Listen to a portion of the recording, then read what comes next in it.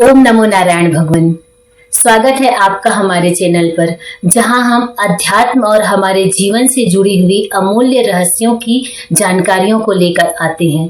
आज हम एक विशेष रुद्राक्ष के बारे में जानेंगे।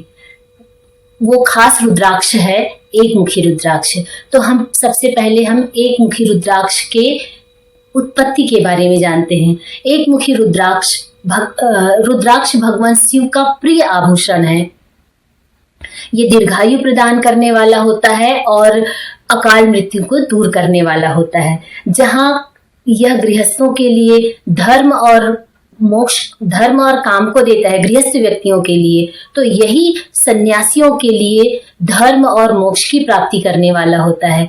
स्त्रियों के लिए यह पुत्र लाभ देता है और मनुष्यों को दीर्घायु, व्याधियों से, रोगों से दूर करने वाला होता है। और जिसके घर में यह रुद्राक्ष होता है, वहां पर भूत प्रेत, भूत बाधाएं नहीं होती, कोई ऊपरी उपद्रव नहीं होती। और सन्यासियों के लिए, जो साधक होते हैं, उसके लिए यह कुंडली जागृत करने वाला होता है।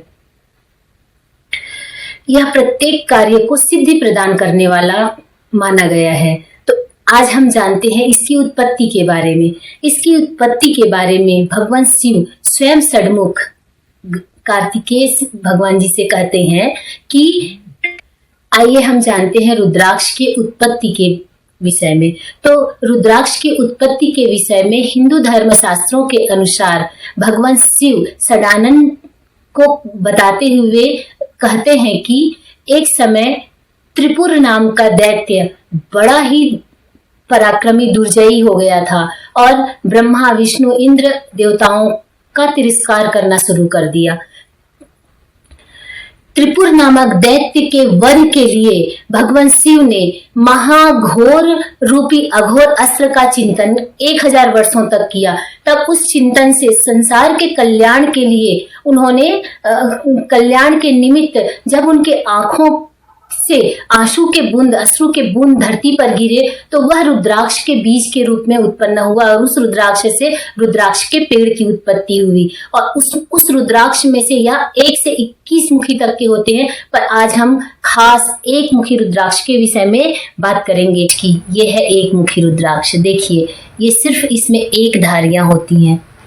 ये बहुत अमूल्य होता है। देखो, जिसमें सिर्फ एक लाइन ऐसे होता है बस, और कुछ भी नहीं होता। ये पेड़ से तोड़कर लाया गया है। हमने इसे खुद उस पेड़ से इसके छिलके उतार के लाए हैं। तो इससे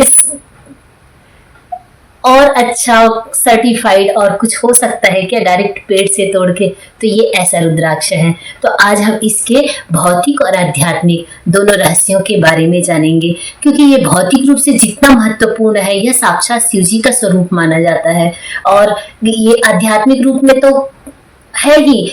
इसके धारण करने से, इसके पास रहने से, घर में उपस्थिति मात्र से ये हमें संपूर्ण भौतिक आध्यात्मिक रूप से पूरी तरह से हमारे शरीर में उतारकर हमें पूर्ण शांति को देता है।